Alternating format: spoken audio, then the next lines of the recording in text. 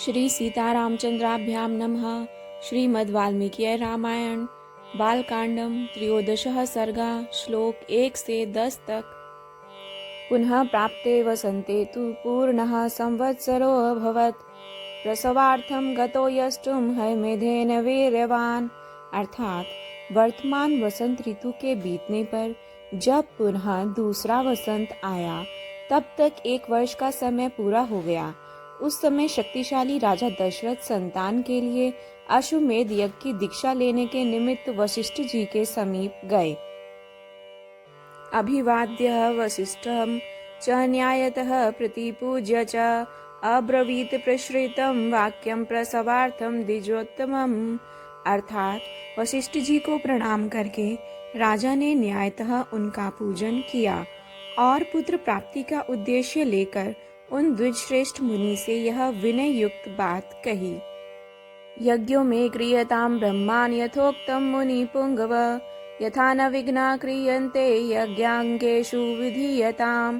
अर्थात ब्राह्मण मुनि प्रवर आप शास्त्र विधि के अनुसार मेरा यज्ञ करावें और यज्ञ के अंगभूत अश्व संचारण आदि में ब्रह्म राक्षस आदि जिस तरह विघ्न न डाल सकें वैसा उपाय कीजिए। भवान स्निग्धः सुहृन्मयं गुरुश्च परमो महान् वोढव्यो भवता चैव भारो यज्ञस्य च ओद्यतः। अर्थात आपका मुझ पर विशेष स्नेह है। आप मेरे सुहृद अकारण हितैषी गुरु और परम महान हैं। यह जो यज्ञ का भार उपस्थित हुआ है इसको आप ही वहन कर सकते हैं।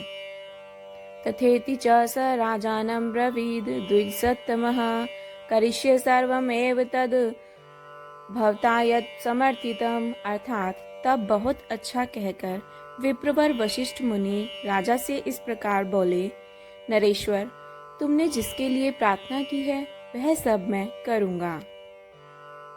ततो अब्रवीद द्विजान् वृद्धान् यज्ञ कर्म सुनिष्ठितान् स्थापत्य निष्ठितांश्चैव वृद्धान् परम धार्मिकान् कांतिकान् शिल्पकारान् वर्धकीन् खनकानपि गणकान् शिल्पीलीनश्चैव तथैव नर्तकान् तथा शुचीन् शास्त्रविदः पुरुषान् सुबहुश्रुतान् यज्ञकर्म समिहन्तां भवन्तो राजशासनात्।